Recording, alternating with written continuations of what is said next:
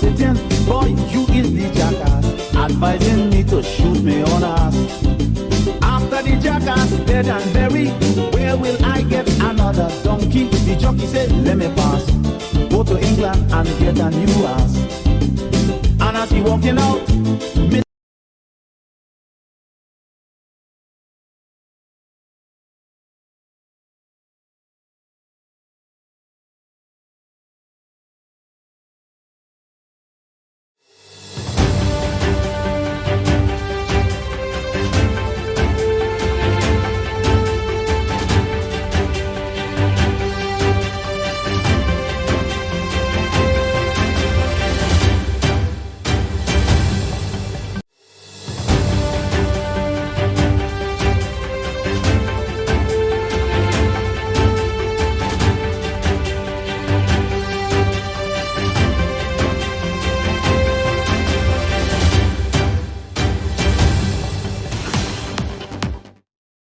Your news at noon, right here on Kaieteur Radio. I am Kevin Smith. These are the top stories we're tracking.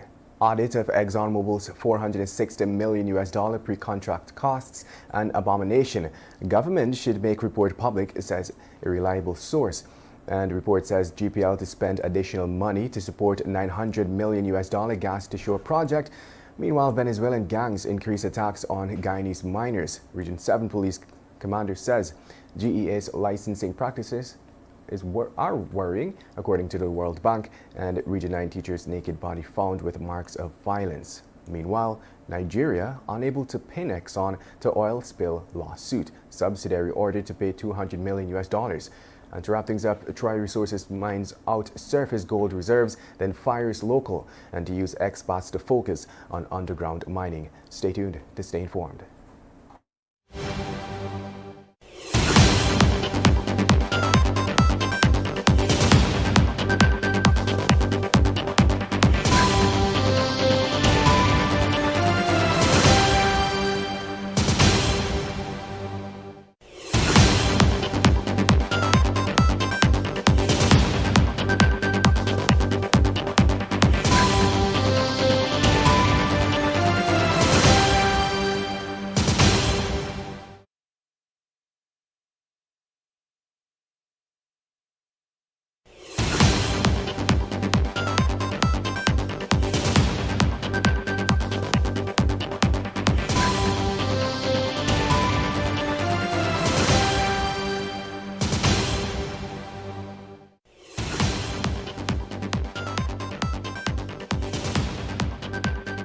And now for the news in detail.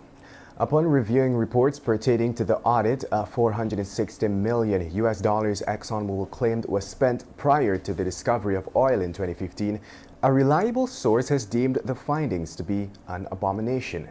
In fact, the source urged Kaieteur to challenge the government to make the audit report public, as it would expose how many loopholes have been left unaddressed. We had previously reported that the audit of the pre-contract costs was done by IHS Markit, a British firm, at a cost of $62.6 million in 2019.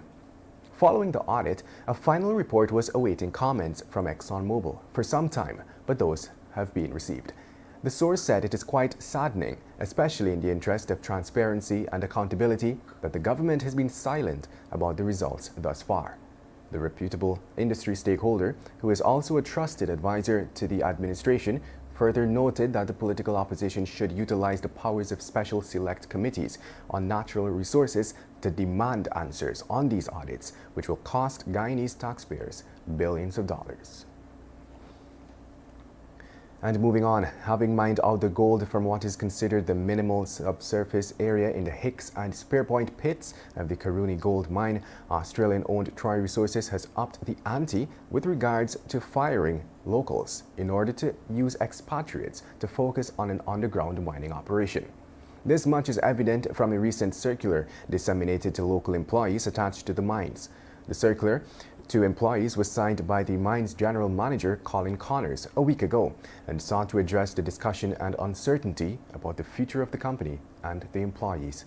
It was noted too that additionally, the processing of the Gold Star material showed that the amount of gold produced was significantly lower than predicted.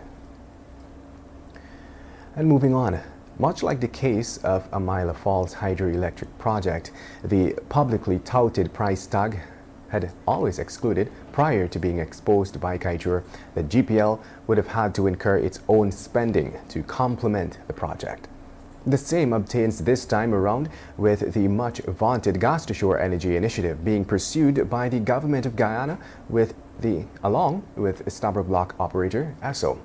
This much is evident in a report commissioned by the Inter-American Development Bank into the feasibility of the proposed project, estimated at $900 million and done by K&M Advisors.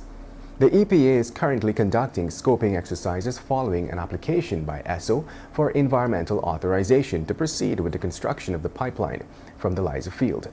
Additionally, the government of Guyana is currently seeking private partners with which to proceed on the onshore aspects of the project through a joint initiative, technically referred to as a public-private partnership. And now let's tell you, attacks on Venezuelan gangs on Guyanese, most of them miners plying their trade in the Kaieteur River, have increased to the point where they are reportedly being threatened to make forced payments. Commander of the Region 7 District, Dion Moore, during an interview on Tuesday with the Deputy Director of the Corporate Communications Unit of the Police Force, Stan Gavaya, said that the gangs would stop Guyanese vessels and demand payments. Moore mentioned that on some occasions they would threaten them as well to make the payments. The commander revealed that the two gangs involved in the attacks on Guyanese are the Sindicatos and the Guerrillas. These two gangs operate from the Venezuela shore, mainly in Etiringbang, Macapa, and Caruchi areas along the Kaieteur River. In order to counter the attacks, the commander detailed that joint river patrols conducted by police ranks and members of the GDF have been increased in the area. You're listening to Kaieteur Radio 99.1 and of course 99.5 FM. This is your news at noon. We will return after the break.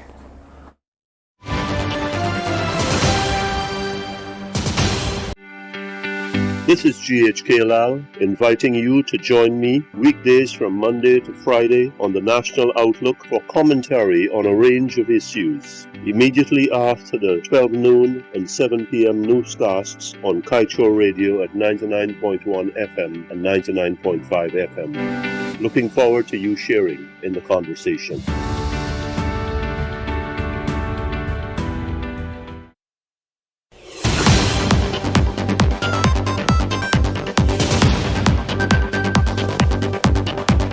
Welcome back. Let us continue with the news.